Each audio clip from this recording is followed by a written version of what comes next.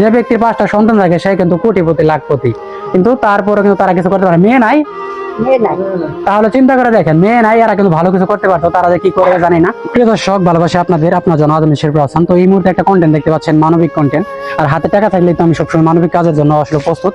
তো আমার সঙ্গে থাকুন, দেখি এদের বাড়িতে যাই, আমাদের পার্শ্ববর্তী এলাকা, সে কারণে একটু কথা বলি। আমার সঙ্গে থাকুন সবাই, আর আমাদের প্রতিনিয়ত ভিডিওগুলো দেখেন, অবশ্যই শেয়ার করবেন। আর সেই সঙ্গে আজকে যে জায়গায় আছি অবশ্যই আপনারা জানাবেন আর কমেন্ট করে জানাবেন কে কোন জায়গা থেকে আজকে লাইভটা বা ভিডিওটা দেখতে পাচ্ছেন।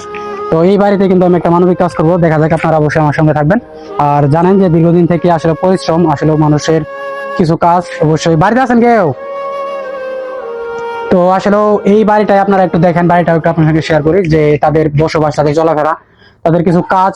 আপনারা কিন্তু প্রতিনিয়ত আমাদের সঙ্গে থাকেন, ভিডিওগুলো দেখেন আর তাদের বা ঘর সম্পর্ক দেখেন। সত্যি বলতে প্রচন্ড পরিমাণ গরিব মানুষ না হলে কিন্তু এরকম বসবাস করে থাকে না। তার সন্তান যারা যারা রয়েছে তাদের সঙ্গে কথা বলবো। তো বাড়ির লোকজন কই গেছে? বাড়িতে নাই?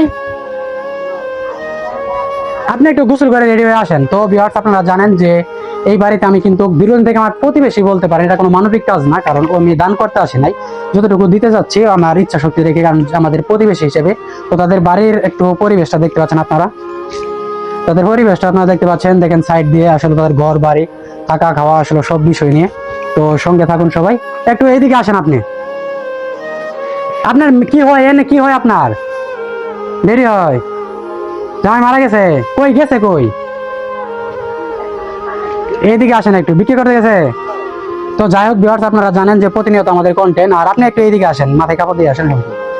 তো যারা আমাদের প্রতিনিয়ত ভিডিওগুলো দেখেন, কন্টেন্ট গুলো দেখেন, সবচেয়ে বড় কথা হচ্ছে ইনার হাজবেন্ড কোথায়, মানে স্বামী কোথায়? আমি মরছে না, স্বামী মারা গেছে। তারপরে যে মানে আমি মাও হই না। হ্যাঁ, এই এই মহিলার সন্তান আছে কয়জন? সন্তান 5জন। 5জন সন্তানের মধ্যে সবাই বিয়ে করেছে? এখন কি মা বাবার দেখে না? না। কি জন্য দেখে না? দেখে না, না দিলেন বিয়ে শাদী করছেন, ঢাকা শহরে গেছে। ওনারা খুঁজো নেই না? কিছু টাকা পয়সা দেয় একজন দিয়ে আর গুলো দেয়। আর আরগুলা কি করে ওরা? ওরা করে গাড়ি চালা। তো আপনারা বিষয়টা দেখতে পাচ্ছেন যে আসলে সন্তান আছে কিন্তু 5জন। যে ব্যক্তির 5টা সন্তান থাকে সে কিন্তু কোটিপতি লাখপতি, কিন্তু তারপরে কিন্তু তারা কিছু করতে পারে, মেয়ে নাই। তাহলে চিন্তা করে দেখেন, মেয়ে নাই, এরা কিন্তু ভালো কিছু করতে পারতো, তারা যে কি করবে জানি না।